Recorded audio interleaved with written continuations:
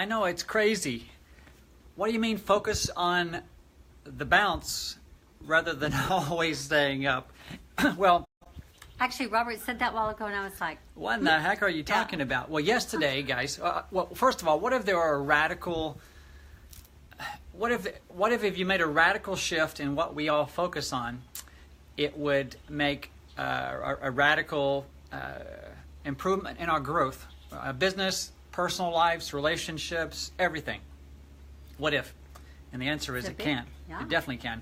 Yesterday we were on a awesome training call. Mm-hmm. We had these weekly training calls in different forms of world-class trainers, and this gentleman who shared this kind of an epiphany, and all of us on the line, when he said it and clarified what he meant, it was like a jaw-dropping moment. All of us just kind of paused and kind of let it soak in to the reality of this statement. And let me kind of share with you in layman's terms what I took away. I'll ask Joy to do the same thing. So the context of it, simply put, is that I am an emotional being.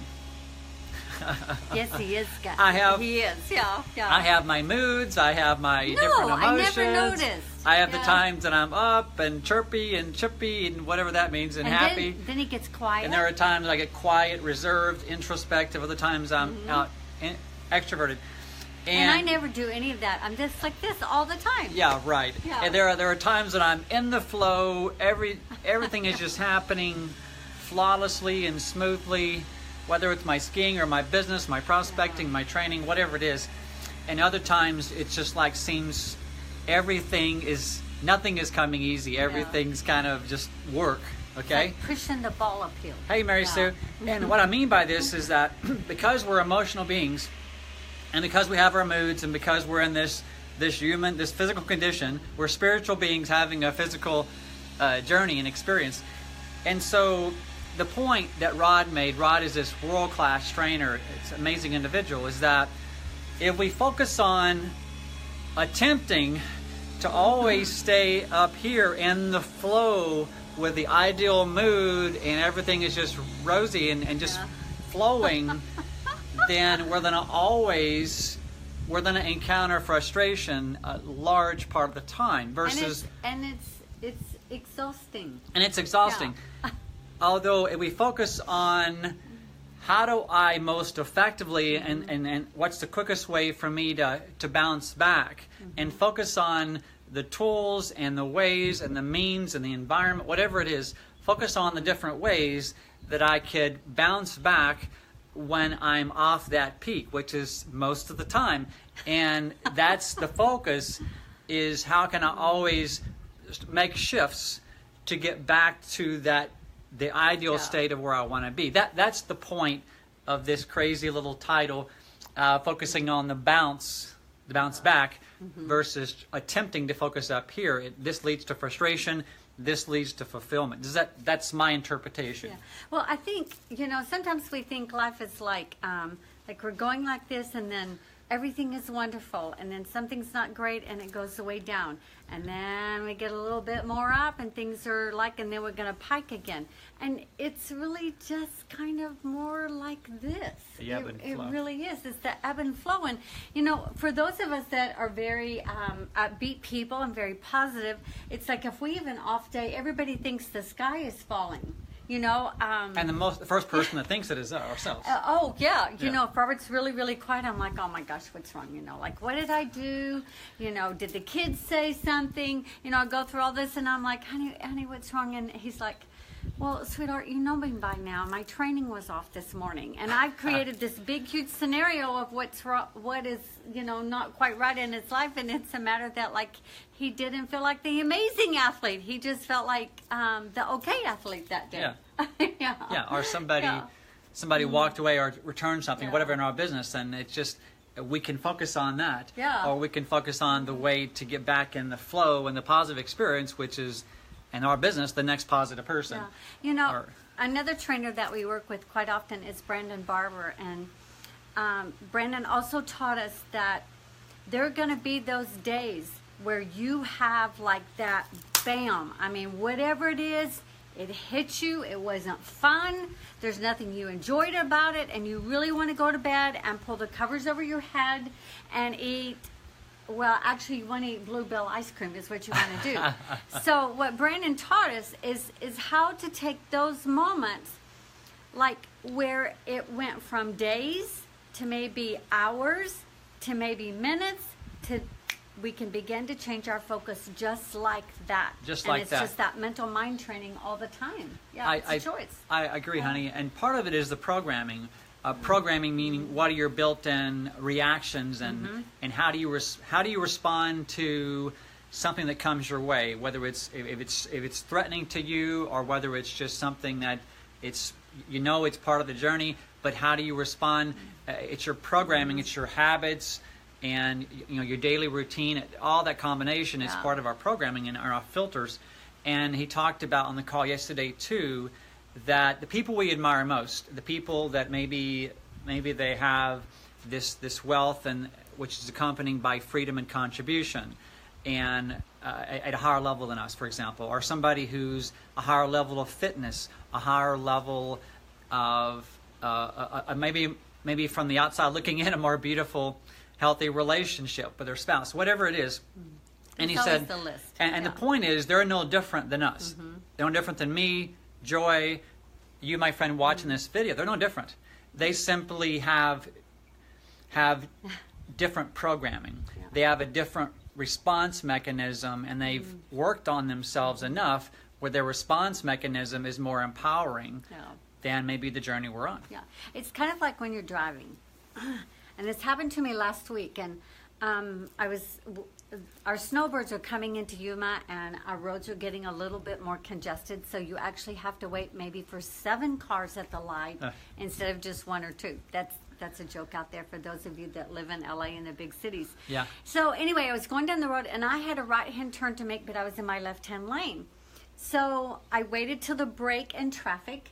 I had my signal on, and so it was a closer scoot in. However, it wasn't like one of those where I cut somebody off. So I scooted in. The guy immediately flipped me off. And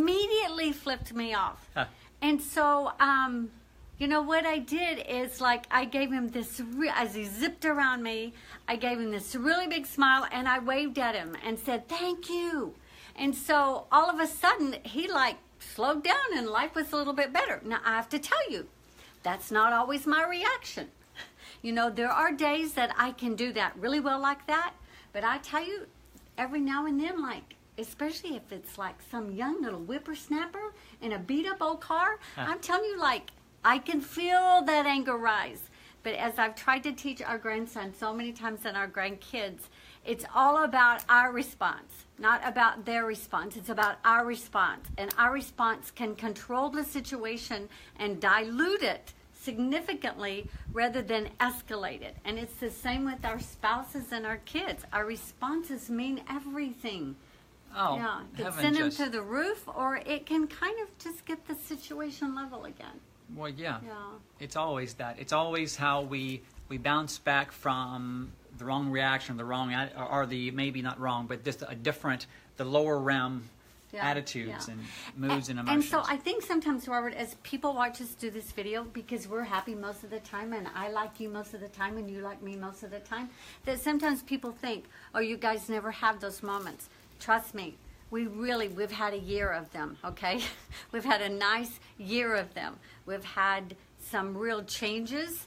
At church we're studying about transition. I was about to say transitions. Yeah, we're studying all about transition. And, I said to the preacher the other day, I said, do you just write this sermon and put my name on the top, or what do you do?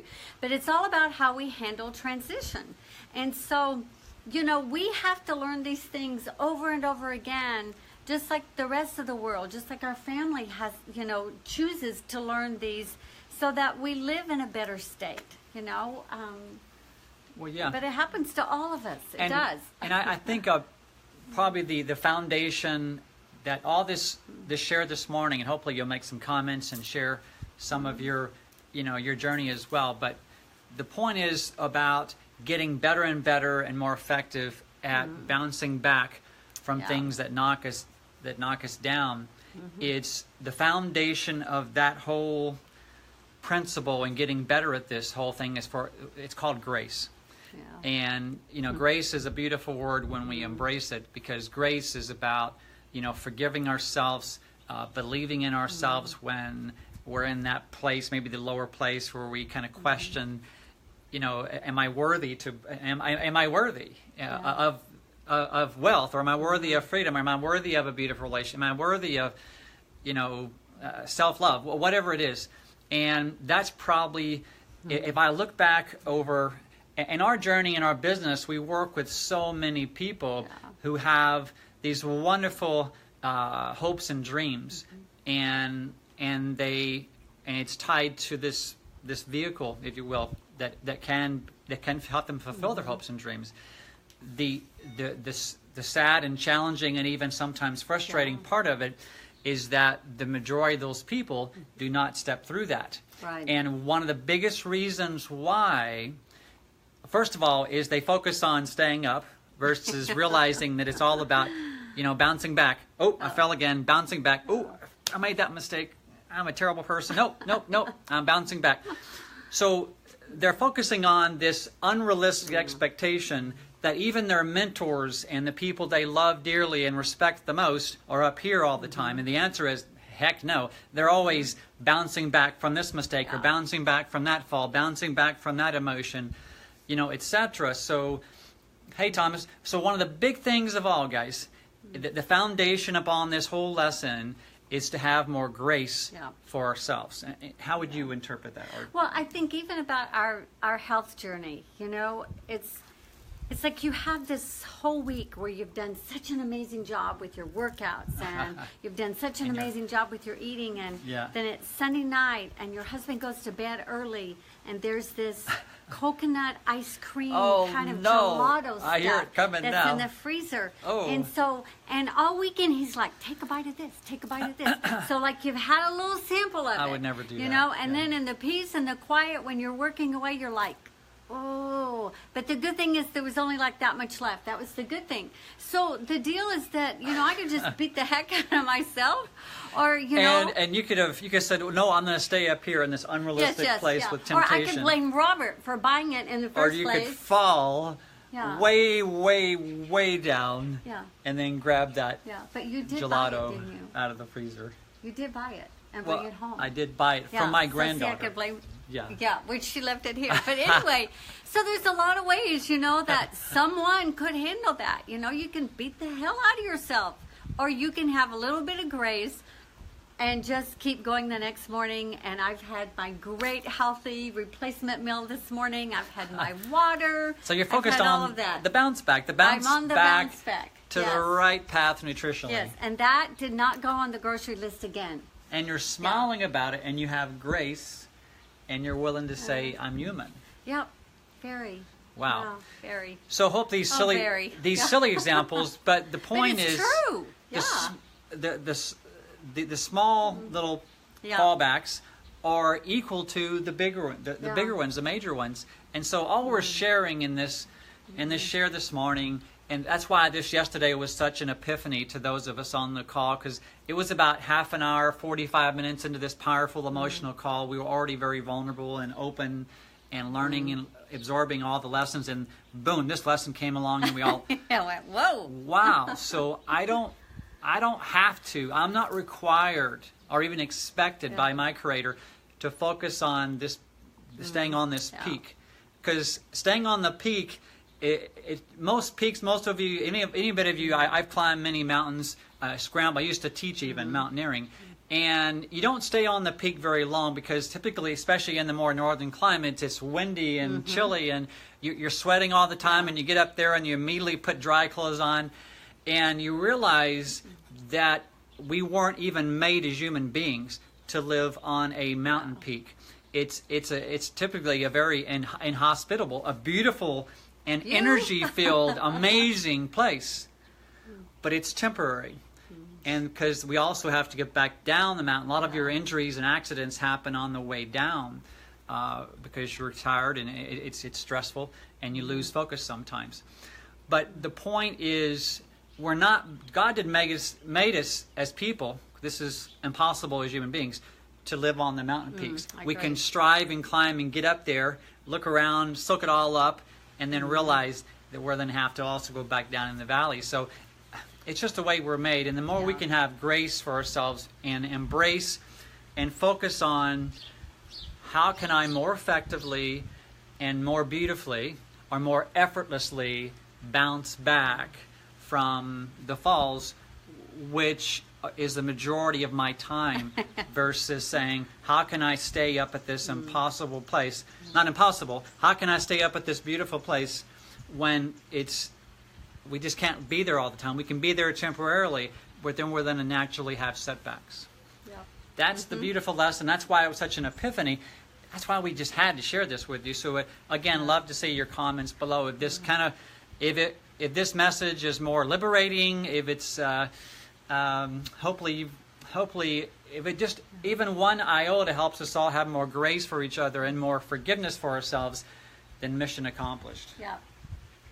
So just look at your life and think, what is it I need to bounce back from? That's one of my questions to ask myself today. I'm fixing to do that Texas thing again, our newsletter, and I was going to incorporate some things in there as well. So it's just always that conscious awareness of being aware of it. And on a whole totally different note, it's cooling off in the desert, everybody.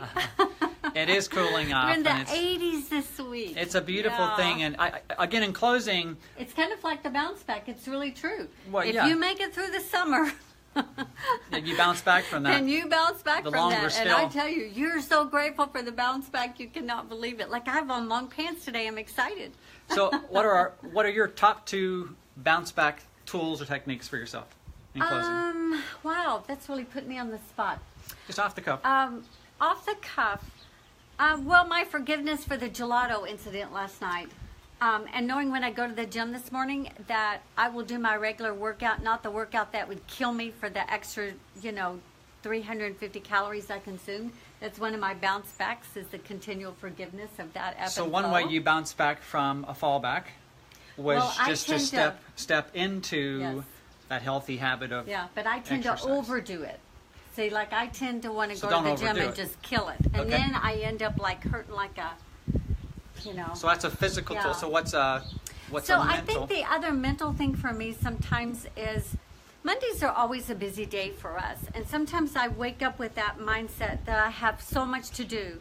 And as much as I love Robert, sometimes Robert has his own schedule that he thinks includes me all the time. And so it's like I'll be going along and then I have this interruption. And sometimes it makes me a little bit cranky. And then, I just have to take that deep breath and bounce back from that and realize that there's just a lot of ways to win in any situation. So Yeah. find the win-win. The win-win. And this morning, the is, win-win, yeah, when I asked, I just honey, paused. could you do a Yeah. Facebook Live with me? Yeah. The win-win was what? Well, the win-win was while Robert was setting up, I pulled my reports, things I needed to do, and I took the pause and I'm like, is really 20 minutes going to make that big of a difference? Yeah. So, but I had to adjust my mental mindset because I had my little thing lined up this morning. So I just make the mental mindset and the change and think, we'll be honest also, we were up really late for our granddaughter going into Sunday morning, Yeah. Saturday night into Sunday for a play that she was doing. And so yesterday I just kept going hard all day. Yeah. And then it kind of hit me this morning. So once again, that's a little one of those things that you just have to have, that I have to have grace with. Your ebb and flow. And yeah. like, And Robert went to bed at like 8 last night, and Yeah, I knew I have was a- getting up and training, I have so. a difficult time going to sleep that early. I'll like wake up at 2 in the morning. So it's just all about the ebb and flow and the bouncing back. Yeah. Yeah, one example, then we'll close it out, is that an example for me is that I've been training hard all summer. I've come Yeah. into, like I came into even last month stronger and more fit than I ever have been with my ski training. And I went on a hunting camp, high altitude, and I trained through it hard along with my travel. And I came back and my body just kind of, I came back and I did 1 3-hour workout, almost race pace, and my body just Yeah. plummeted. And I have a little device that tells me my HRV, my heart rate volume. Long story short, I was forced to take a hiatus or an easier. About a week. I was forced to Yeah. lay off a bit, and I could have easily just wallowed around in that mentally and beat myself up about it. And I did some, but I'm much better. What We all the do. tool that I used is, which was shared yesterday too, is this may seem simplistic, but one of the other lessons in the call yesterday with Rod Hairston, who's amazing, was focus on the fact, number one, realize that we are not bad, that realize that we are good, and realize that if 51%, if more than half of our actions are positive and empowering and focused on the bounce back, then that's what will lead us through. So what I did, I celebrated my training and the time I'd spent and the place I was versus the temporary, little momentarily setback of giving my body the rest it needed. Now I'm on the way back. I trained this morning and yesterday, so it was the mental tool was focusing on the good, focusing on the time I'd spent and what I invested, and the physical tool was giving myself permission and grace to have the downtime for my body to bounce back and then get back into my flow again. So anyway, hope these lessons have helped you. Again, let's all focus on the bounce back and realize we're up here. This is the goal, but we're only up here on the peak, and those rare, precious moments, and cherish those moments and realize it's all about bouncing back from the setbacks. Have an amazing day. Bye. You deserve it. Bye-bye.